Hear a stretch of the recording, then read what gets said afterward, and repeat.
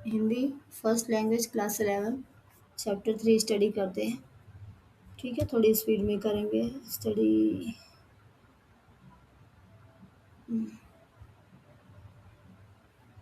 तकनीकी वह है जिसका इस्तेमाल दिखाई ना पड़े। पटकथा 16 के साक्षात्कार में कहा गया। सत्यजीत राय, इनका जन्म 1921 कोलकाता पश्चिम बंगाल में हुआ। प्रमुख फिल्म अपराजिता, अपू का संसार, जलसाघर, देवी चारुलता, महानगर, गोपी गायन, बाका बायन, पथेर पंचाली, ये उनका बांग्ला में है। बांग्ला में बंगाली भाषा में। शतरंज के खिलाड़ी, सदगति हिंदी में है। प्रमुख रचनाएं प्रोफेसर शंकु के कारनामे, सोने का किला, जहांगीर की स्वर्ण मुद्रा, बादशाही अंगूठी, ये इनकी प्रमुख रचनाएं हैं। प्रमुख सम्मान का लेजेंड दी ऑनर, पूरे जीवन की उपलब्धियों पर ऑस्कर और भारत रत्न सहित ऑस्कर भी मिला है इनको और भारत रत्न भी मिला है इनको। फिल्म जगत का हर महत्वपूर्ण सम्मान इन्हें मिला है और 1992 में इनकी मृत्यु हुई है। भारतीय सिनेमा की कलात्मक ऊंचाई प्रदान करने वाले फिल्मकारों में सत्यजीत राय अगली कतार में हैं, जिसे कहते हैं हम नेक्स्ट लेवल पर। इसके निर्देशन में पहली फीचर फिल्म पथिर पंचाली बांग्ला 1955 में प्रदर्शित हुई थी। जो पथिर पंचाली फिल्म है बांग्ला भाषा में, बंगाली वो कब प्रदर्शित हुई थी, कब दिखाई गई थी? 1955 में। उसने राय को अंतर्राष्ट्रीय स्तर पर प्रतिष्ठा प्राप्त करने वाला भारतीय निर्देशक बना दिया। मतलब वो इंटरनेशनल लेवल पर फेमस हो गए। इनकी फीचर फिल्मों की कुल संख्या 30 के लगभग है। कुल फीचर फिल्म की कितने? लगभग 30। इनके फिल्मों के जरिए इन्होंने फिल्म विधा को समृद्ध ही नहीं किया, बल्कि इस माध्यम के बारे में निर्देशकों आलोचकों के बीच एक समझ विकसित करने में भी अपना योगदान दिया। ध्यान देने की यह बात है कि इनकी ज़्यादातर फिल्में साहित्यिक कृतियों पर आधारित हैं। इनके पसंदीदा साहित्यकारों में बांग्ला के विभूति भूषण बंदोपाध्याय, इनके पसंदीदा जो है साहित्यकार उसमें कौन कौन से हैं? बांग्ला के विभूति भूषण है बंदोपाध्याय से लेकर हिंदी के प्रेमचंद तक शामिल है। फिल्मों में पटकथा लेखन, संगीत संयोजन एवं निर्देशन के अलावा राय ने बांग्ला में बच्चों एवं किशोरों के लिए, किसके लिए? बच्चों के लिए और किशोरों के लिए लेखन का काम भी बहुत ही संजीदगी के साथ किया है। इनकी लिखी कहानियों में जासूसी, रोमांच के साथ साथ पेड़ पौधे, पशु पक्षी का सहज संसार भी है। अपू के 2.5 साल नामक संस्मरण, अपू का 2.5 साल क्या है ये एक संस्मरण है जो आज हम पढ़ने वाले हैं, जिसकी पूर्व भूमिका हम पढ़ रहे हैं, राइटर के बारे में पढ़ रहे हैं। संस्मरण पथिर पंचाली फिल्म के अनुभव से क्या है? संबंधित है, जिसका निर्माण भारतीय फिल्म के इतिहास में एक बहुत बड़ी घटना के रूप में दर्ज है। इसमें फिल्म के सृजन और उसके व्याकरण से संबंधित कई बारीकियों को पता चलता है। यही नहीं, जो फिल्मी दुनिया हमें ग्लैमर से चुंधियाती हुई जान पड़ती है, उसका एक ऐसा सच हमारे सामने आता है जिसमें साधनहीनता के बीच अपनी कला दृष्टि को साकार करने का संघर्ष भी है। इस पाठ का भाषांतर बांग्ला मूल में विलास गेते ने किया है। भाषांतर किसने किया है? विलास गेते ने। किसी फिल्मकार के लिए उसकी पहली फिल्म एक अबूझ पहेली होती है। अबूझ पहेली मतलब एक ऐसी पहेली जो समझ में ना आए, बनने या ना बन पाने की अमूल शंकाओं से घिरी। पता नहीं फिल्म बनेगी या नहीं बनेगी, ये सब शंकाएं घिरी रहती है, मन में चलता रहता है। फिल्म पूरी होने से तो फिल्मकार जन्म लेता है। अपनी पहली फिल्म की रचना के दौरान हर फिल्मकार का अनुभव संसार इतना रोमांचकारी होता है कि वह उसके जीवन में बचपन की स्मृतियों की तरह हमेशा जीवंत बना रहता है। इस अनुभव संसार में दाखिल होना उस बेहतरीन फिल्म से गुजरने से कम नहीं होता। ये एक ऐसी फीलिंग होती है कि लगता है आदमी उस फिल्म से होके गुजर रहा है। चलिए नेक्स्ट। तो ये चैप्टर हमारे यहाँ से स्टार्ट होता है, अपू के 2.5 साल। चैप्टर के नाम से ही पता चलता है 2.5 साल इसमें आ ही गया कि जो पथिर पंचाली फिल्म थी उसकी शूटिंग का जो काम है वो 2.5 साल तक चला। इस 2.5 साल के कालखंड में हर रोज़ शूटिंग होती नहीं थी, मतलब डेली शूटिंग नहीं होती थी। तब मैं तब एक विज्ञापन कंपनी में नौकरी करता था। जो सत्यजीत राय हैं ये एक विज्ञापन कंपनी में नौकरी करते थे, मतलब जो कंपनियां ऐड बनाती हैं। नौकरी के काम से जब फुर्सत मिलती थी तब शूटिंग करता था। मेरे पास उस समय पर्याप्त पैसे भी नहीं थे। पर्याप्त मतलब जितनी ज़रूरत हो उतना, सफिशिएंट। पैसे खत्म होने के बाद फिर से पैसे जमा होने तक शूटिंग स्थगित रखनी पड़ती थी, मतलब शूटिंग को रोक दिया जाता था, पोस्टपोन रखा जाता था। शूटिंग का आरंभ करने से पहले फ़िल्म में काम करने के लिए कलाकार इकट्ठे करना एक बड़ा आयोजन है, विशेषकर अप्पू की भूमिका निभाने के लिए 6 साल का लड़का मिल ही नहीं रहा था। आखिर मैंने अखबार में उस संदर्भ में एक इश्तेहार दिया। रासबिहारी एवेन्यू की एक बिल्डिंग में मैंने एक कमरा भाड़े पर लिया था। वहाँ पर बच्चे इंटरव्यू के लिए आते थे। बहुत से लड़के आए, लेकिन अप्पू की भूमिका के लिए मुझे जिस तरह का लड़का चाहिए था वैसा एक भी नहीं था। एक दिन एक लड़का आया, उसकी गर्दन पर लगा पाउडर देखकर मुझे शक हुआ। नाम पूछने पर नाजुक आवाज में वह बोला, टिया। उसके साथ उसके पिताजी थे। मैंने पूछा, क्या अभी अभी इसके बाल कटवा कर यहाँ लाए हैं? वे सज्जन पकड़े गए, सच छिपा नहीं सके। बोले, असल में यह मेरी बेटी है। अप्पू की भूमिका मिलने की आशा से इसके बाल कटवाकर आपके यहाँ लाया हूँ, ऐसा उन सज्जन व्यक्ति ने सत्यजीत राय से कहा। विज्ञापन देकर भी अप्पू की भूमिका के लिए सही तरह का लड़का ना मिलने के कारण मैं तो बेहाल हो गया। आखिरकार एक दिन मेरी पत्नी छत से नीचे आकर मुझसे बोली, पास वाले मकान की छत पर एक लड़का देखा, जरा उसे बुलाइए। आखिर हमारे पड़ोस के घर में रहने वाला लड़का सुबीर बनर्जी। किसके बारे में बात की उनकी वाइफ ने? सुबीर बनर्जी ही। और फिर पंचाली में अप्पू बना। फिल्म का काम आगे भी 2.5 साल चलने वाला है।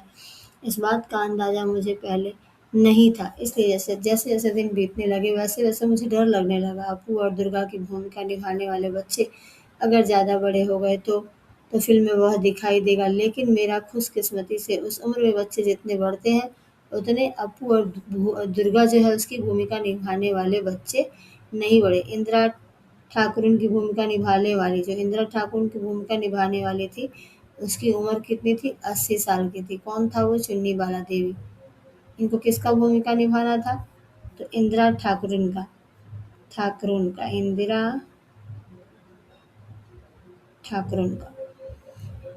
2.5 साल तक काम कर सकी, यह भी मेरे लिए सौभाग्य की बात है। जो चुन्नी वाला थी 80 साल की, वो भी 2.5 साल तक मतलब उनके साथ काम कर सकी। इंदिरा ठाकुर उनका भूमिका निभा सके। शूटिंग की शुरुआत में एक ही गड़बड़ हो गई। अप्पू और दुर्गा को लेकर हम कलकत्ता से 70 मील पालसिट नामक एक गांव गए। कहाँ गए वो? किसको किसको लेके? पहले तो एक अप्पू को, दूसरा दुर्गा को लेके कहाँ गए? कलकत्ता से 70 मील पालसिट नामक एक गांव गए।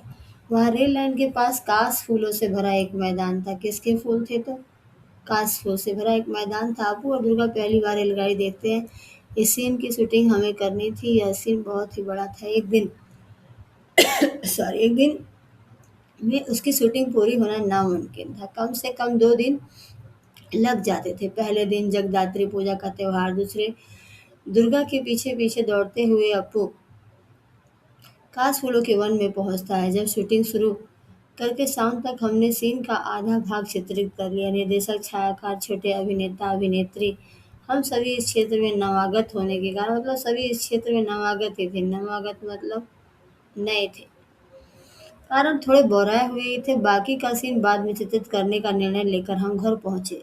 7 दिन बाद शूटिंग के लिए उस जगह गए तो वह जगह हमें पहचान नहीं पाई। जब 7 दिन के बाद शूटिंग के लिए फिर उसी जगह पे गए तो वो लोग उस जगह को पहचान नहीं पाए। लगा ये कहाँ आ गए, हम कहाँ आ गए, वो सारे काशफूल कहाँ गए? बीच के 7 दिन में जानवरों ने वो सारे काशफूल खा डाले थे। अब अगर हम उस जगह बाकी आधे सीन की शूटिंग करते तो पहले आधे सीन के साथ उसका मेल कैसे बैठता? उसमें से कंटिन्यूटी नदारद हो जाती, मतलब कंटिन्यूटी जो है वो खत्म हो जाती, पता भी नहीं चलता। उस सीन के बाकी अंश की शूटिंग हमने उसके अगले शरद ऋतु में फिर से वह मैदान 1 मिनट है,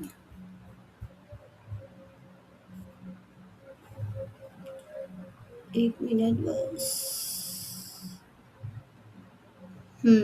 शरद ऋतु में जब फिर से वह मैदान काश फूलों से भर गया, तब कि उस समय रेलगाड़ी के भी शॉट्स लिए, लेकिन रेलगाड़ी के इतने शॉट्स थे कि एक रेलगाड़ी से काम नहीं चला। एक के बाद एक 3 रेलगाड़ियों को टोटल कितने के बाद एक 3 रेलगाड़ियों को हमने शूटिंग के लिए इस्तेमाल किया। सुबह से लेकर दोपहर तक कितनी रेलगाड़ियाँ उस लाइन पर से जाती है। पहले ही टाइम टेबल देखकर जान लिया था। हर एक ट्रेन का एक ही दिशा से आने वाली थी। जिस स्टेशन से रेलगाड़ियाँ आने वाली थी उस स्टेशन पर हमारी टीम के अनिल बाबू थे। रेलगाड़ी स्टेशन से निकलते समय अनिल बाबू भी इंजन ड्राइवर की केबिन में चढ़ते थे, क्योंकि गाड़ी की शूटिंग की जगह के पास आते ही बॉयलर में कोयला डालना ज़रूरी था ताकि काला धुआं निकले। सफ़ेद कांच-फूलों की पृष्ठभूमि पर अगर काला धुआं नहीं आया तो दृश्य कैसे अच्छा लगेगा। पत्थर पंचाली फ़िल्म में जब यह सीन दिखाई देता है तब दर्शक पहचान नहीं पाते कि उस सीन में हमने 3 अलग-अलग रेलगाड़ियों का इस्तेमाल किया। जब ये सीन चलता है पिक्चर का, पथिक पंचाली का, तो दर्शक को पता नहीं चलता कि उस पिक्चर में जो है 3 रेलगाड़ियों का इस्तेमाल किया गया है। आज के डीजल और बिजली पर चलने वाले इंजनों के युग में वह दृश्य उस प्रकार हम चित्रित नहीं कर पाते। अगर आजकल का जो ट्रेन और इंजन चल रही है, तो उस समय जो सीन उन्हें रिकॉर्ड करना था, वो नहीं हो पाता।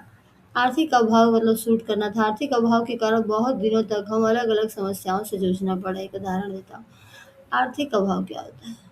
आर्थिक मतलब धन से रिलेटेड कमियाँ जो होती हैं, उसके कारण बहुत सारे प्रॉब्लम जो है उनको फेस करने पड़े थे। चलिए देखते हैं यहाँ से। मूल उपन्यास में अपू और दुर्गा के भूलो नामक पालतू कुत्ते का उल्लेख है।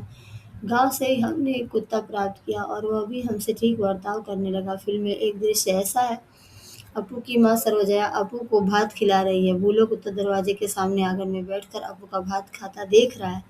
अपू के हाथ में छोटे तीर कमान है। खाने में उसका पूरा ध्यान नहीं है। वह माँ की ओर पीठ करके बैठा हुआ है। वह तीर कमान खेलने के लिए उतावल है। अपू खाते खाते कमान से तीर छोड़ता है। उसके बाद खाना छोड़कर तीर वापस लाने के लिए जाता है। सर्वजया बाएं हाथ में वह थाली, यहाँ सर्वजया जो है ये कौन है? ये है अपू की माँ। बाएं हाथ में थाली और दाहिने हाथ में निवाला लेकर बच्चे के पीछे दौड़ती है, लेकिन बच्चे के भाव देखकर जान जाती है कि अब वह कुछ नहीं खाएगा। भूलो कुत्ता भी खड़ा हो जाता है। उसका ध्यान सर्वजया के हाथ में जो भात की थाली है उसकी ओर है। इसके बाद वाले शॉट में हमने ऐसा दिखाना है ताकि सर्वजया थाली में बचा भात एक गमले में डाल रही है और भूलो वो भात खाता है। लेकिन यह शॉट हम उस दिन ले ना सके, क्योंकि सूरज की रोशनी खत्म हुई और उसी के साथ हमारे पास जो पैसे थे वे भी खत्म हुए। 6 महीने बाद फिर से पैसा इकट्ठा होने पर हम फिर बेडाल गांव में उस सीन का बाकी अंश चित्रित करने के लिए गए, लेकिन वहां जाने पर समाचार मिला कि भूलो कुत्ता अब इस दुनिया में नहीं है। जब 6 महीने बाद वहां पहुंचते सत्यजीत राय कहाँ पे, बेडोल गांव में, तो देखते हैं कि बाकी का जो सीन है उनको उनको शूट करना है। उसके लिए अब पता चलता है कि वो कुत्ता इस दुनिया में ही नहीं है। खबर मिली कि भूलो जैसा दिखने वाला और एक कुत्ता गांव में। अब लाओ पकड़ो उस कुत्ते को। सचमुच से कुत्ता भूलो जैसा दिखता था। वह भूलो से बहुत ही मिलता जुलता था। उसके शरीर का रंग तो भूलो जैसा बादामी था ही, उसकी दुम का छोर भी भूलो के दुम के छोर के जैसा ही सफेद था। पूंछ जो थी, आखिर यह फेंका हुआ भात उसने खाया और हमारे उस दृश्य की जो सीन की है उनकी शूटिंग पूरी हुई। फिल्म देखते समय यह बात किसी के भी ध्यान में नहीं आती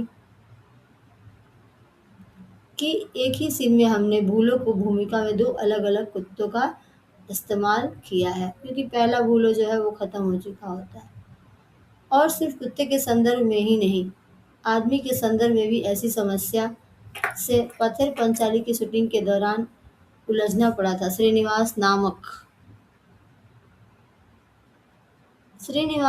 घूमते मिठाई वाले ने मिठाई खरीदने के लिए अपू और दुर्गा के पास पैसे नहीं थे। वे तो मिठाई खरीद नहीं सकते, इसलिए अपू और दुर्गा उस मिठाई वाले के पीछे पीछे मुखर्जी के घर के पास जाते हैं। मुखर्जी अमीर आदमी है। वे तो मिठाई जरूर खरीदेंगे और उनका मिठाई खरीदना देखने में ही अपू और दुर्गा की खुशी है। ठीक है, अपू और दुर्गा तो मिठाई खरीद नहीं सकते, लेकिन मुखर्जी अमीर आदमी है, वो मिठाई खरीदेंगे तो वो देख के ही अपू और दुर्गा को जो है खुशी मिल जाएगी। इस दृश्य का कुछ अंश चित्रित होने के बाद हमारी शूटिंग कुछ महीने के लिए स्थगित हो गई। पैसे हाथ आने पर फिर जब हम उस गांव में शूटिंग करने के लिए गए, तब खबर मिला कि श्रीनिवास मिठाई वाले की भूमिका जो सज्जन कर रहे थे उनका भी देहांत हो गया। अब पहले वाले श्रीनिवास का मिलता जुलता दूसरा आदमी कहाँ से मिलेगा? आखिर श्रीनिवास की भूमिका के लिए हमें जो सज्जन मिले उनका चेहरा पहले वाले श्रीनिवास से मिलता जुलता था, लेकिन शरीर से वह पहले श्रीनिवास जैसे ही थे। उन्हीं पर हमने दृश्य का बाकी अंश चित्रित किया। फिल्मों में दिखाई देता है कि एक नंबर श्रीनिवास बासवन से बाहर आता है, अगले शॉट में दो नंबर श्रीनिवास कैमरे की ओर पीठ करके मुखर्जी के घर के गेट के अंदर जाता है। पथिर पंचाली फिल्म अनेक लोगों ने एक से अधिक बार देखी, लेकिन श्रीनिवास मामले में यह बात किसी के ध्यान में आई है ऐसा मैंने सुना नहीं। इस श्रीनिवास के सीन में ही एक शॉट के वक्त हम बिल्कुल तंग आ गए थे, और वो भी उस बूढ़े कुत्ते की वजह से। छोटे से पुकुर के पास, पुकुर मतलब क्या होता है, पोखरा या पोखर कहते हैं ना, वो तालाब पर मिठाई वाला खड़ा है। और और इस मिठाई वाला खड़ा, सॉरी, हाँ, कुकुर के पार मिठाई वाला खड़ा है और इस बार अपने घर के पास अपू दुर्गा मिठाई वाले की ओर ललचाई नजर से देख रहे हैं।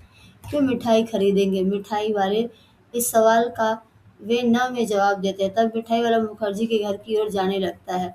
दुर्गा अपू से कहती है, क्या कहती है देखते हैं, चलिए। 1 मिनट है, चल हम भी जाएंगे। भाई बहन दौड़ने लगे हैं और उसी समय पीछे झुरमुट में बैठा भूलो कुत्ता भी छलांग लगाकर उनके साथ दौड़ने लगता है। हमें ऐसा सीन लेना था, लेकिन मुश्किल यह था कि कुत्ता कोई हॉलीवुड का सिखाया हुआ नहीं था, ट्रेन कुत्ता नहीं था। इसलिए यह बताना मुश्किल ही था कि वह अपू दुर्गा के साथ भागता जाएगा या नहीं। कुत्ते के मालिक से हमने कहा, अपू दुर्गा जब भागने लगते हैं तब तू अपने कुत्ते को उन दोनों के पीछे भागने के लिए कहना, ऐसा कहा उन्होंने। लेकिन शूटिंग के वक्त दिखाई दिया कि वह कुत्ता मालिक की आज्ञा का पालन नहीं कर रहा है। इधर हमारा कैमरा चालू ही था, कीमती फिल्म ज़ाया हो रही थी और मुझे बार बार चिल्लाना पड़ रहा था, कट कट, क्योंकि उनके मुताबिक शॉट नहीं हो रहा था, इसलिए कट कट कहना पड़ रहा था। कुत्ता उनके वादे के मुताबिक पीछे पीछे दौड़ नहीं रहा था। अब यहाँ धीरज रखने के सिवा कोई उपाय नहीं था। जब चीज़ें आपके या किसी इंसान के अनुकूल नहीं होती हैं, तो वहाँ जो सबसे सर्वश्रेष्ठ उपाय है वो है धीरज रखना कुछ पल के लिए। अगर कुत्ता बच्चों के पीछे दौड़ा तो वह उनका पालतू कुत्ता लग सकता था। आखिर मैंने दुर्गा से अपने हाथ में थोड़ी मिठाई छिपाने के लिए कहा और वो कुत्ते को दिखाकर दौड़ने को कहा। इस बार कुत्ता उनके पीछे भागा। फिर दुर्गा को कहा, सत्यजीत राय ने, अपने हाथ में थोड़ी मिठाई छिपा लो और फिर दौड़ो। फिर कुत्ता उनके पीछे भागा और हमने इच्छा के अनुसार जो है वो शॉट मिला। पैसे की कमी के कारण एक बारिश का दृश्य चित्रित करने में बहुत मुश्किल आई। बरसात के दिन आए और गए, लेकिन हमारे पास पैसे नहीं थे, इस कारण शूटिंग बंद थी। आखिर जब हाथ में पैसे आए तो अक्टूबर का महीना शुरू था। शरद ऋतु में निरभ्र आकाश के दिनों में भी शायद बरसात होगी, इस आशा से मैं, अपू और दुर्गा की भूमिका करने वाले बच्चे, कैमरा और तकनीशियन को साथ लेकर हर रोज देहात में जाकर बैठा रहता था। आकाश में एक भी काला बादल दिखाई दिया तो मुझे लगता था कि बरसात होगी। मैं इच्छा करता वह बादल बहुत बड़ा हो जाए और बरसने लगे। आखिर एक दिन हुआ भी वैसा। शरद ऋतु में आसमान से बादल छा गए और धुआंधार बारिश हुई। उस बारिश में भीगकर दुर्गा भीगती हुई आई और उसने पेड़ के नीचे भाई के पास आसरा लिया। भाई बहन एक दूसरे से चिपक कर बैठे। दुर्गा कहने लगी, नेबुर पाता करमचा, हे वृष्टि घरे जा। बरसात, ठंड। अपू का बदन खुला, प्लास्टिक के कपड़े से ढके। कैमरे की आंख लगाकर देखा तो वह ठंड लगने के कारण सिहर रहा था। शॉट पूरा होने के बाद दूध में थोड़ी ब्रांडी मिलाकर दी और भाई बहन का शरीर गर्म किया। जिन्होंने पथिर पंचाली फिल्म देखी है वे जानते ही हैं कि वह शॉट बहुत अच्छा चित्रित हुआ। शूटिंग की दृष्टि से गोपाल ग्राम की तुलना में बेडाल गांव हमें उपयुक्त लगा। अपू दुर्गा का घर, अपू का स्कूल, गांव के मैदान, खेत, पुकुर, आम के पेड़, बांस की झुरमुट, ये सभी बातें बेडाल गांव में और आसपास हमें मिली। अब उस गांव में बिजली आ गई है, पक्के घर, पक्के रास्ते बन गए। उस जमाने में ऐसा नहीं था। उस गांव में हमें बहुत बार जाना पड़ा, बहुत बार रहना पड़ा, इसलिए वहाँ के लोगों से भी हमारा परिचय हो गया। उन लोगों में एक अद्भुत सज्जन थे। उन्हें हम सुबोध दा कहकर पुकारते थे। क्या नाम था उन सज्जन का? सुबोध दा। वे 60-65 साल के थे। उनका माथा गांजा था, मतलब कि सर पर बाल नहीं थे। गंजा मतलब वे अकेले ही झोपड़े में रहते और दरवाजे पर बैठकर खुद ही से कुछ ना कुछ बड़बड़ाते रहते थे। उस गांव में एक फिल्म की शूटिंग करने वाले यह जानकर वे गुस्सा हो गए। हमें देखने पर वे चिल्लाते, फिल्म वाले आए हैं। नींबू के पत्ते खट्टे हो गए हैं, बादल अब घर जाओ, वापस जाओ, मारो उनकी लाठियों से। पूछताछ करने पर लोगों ने बताया कि वे मानसिक रूप से बीमार थे। बाद में सुबोध दास से हमारा अच्छा परिचय हुआ। वे हमें पास बुलाकर दरवाजे में बैठाकर वायलिन पर लोकगीतों की धुनें बजाकर सुनाते थे। बीच बीच में हमारे कानों में फुसफुसाते, वो साइकिल पे जा रहा आदमी देख रहे हो ना, वह कौन है जानते हो? वह है रूजवेल्ट, पक्का पाजी। उनके मत से दूसरा एक था चर्चिल, एक था हिटलर, तो एक अब्दुल गफ्फर खान। सभी उनके मतानुसार पाजी थे और उनके दुश्मन थे। किसके अनुसार? वो जो यहाँ पे दादा हैं उनके अनुसार। हम जिस घर में शूटिंग करते थे उसके पड़ोस में एक धोबी रहता था, उसके कारण हमें बहुत परेशानी होती थी। वह भी थोड़ा पागल था और कभी कभी भाइयों और बहनों कहकर किसी राजकीय मुद्दे पर लंबी भाषण शुरू करता था। फुर्सत के समय में उसके भाषण पर हमें कुछ आपत्ति नहीं थी, लेकिन अगर शूटिंग के समय वो भाषण शुरू करता तो जाहिर सी बात है तो हमारे साउंड का काम प्रभावित हो सकता था। उस धोबी के रिश्तेदारों ने हम अगर हमारी मदद ना की होती तो वह धोबी सचमुच ही एक सिरदर्द बन जाता। जिस घर में हम पत्थर पंचाली की शूटिंग करते थे वे घर हमें एकदम ध्वस्त घर जो है ध्वस्त हो जाता है ऐसा। रूजवेल्ट 1882-1945 पूरा नाम फ्रैंकलिन डिलानो रूजवेल्ट, अमेरिका के 32वें राष्ट्रपति 1933 से 1945 तक। इन्हें एफडीआर भी कहा जाता है। किसको? रूजवेल्ट को एफडीआर। आप इसका फुल फॉर्म देख सकते हैं। आप एफडीआर का फुल फॉर्म क्या? F means Franklin, D Delano and R stand for Roosevelt. ये अमेरिका के कितने नंबर के राष्ट्रपति थे? 32वें नंबर के। इन्हीं के कार्यकाल में एटम बम के मैनहट्टन प्रोजेक्ट पर काम शुरू हुआ था। दूसरा है चर्चिल, 1874 से 1965। द्वितीय विश्व युद्ध के दौरान ब्रिटेन के प्रधानमंत्री, द्वितीय जब विश्व युद्ध हुआ था तो ब्रिटेन के प्रधानमंत्री थे। कौन? चर्चिल। 1953 में इन्हें साहित्य का नोबेल पुरस्कार भी मिला हुआ है चर्चिल को।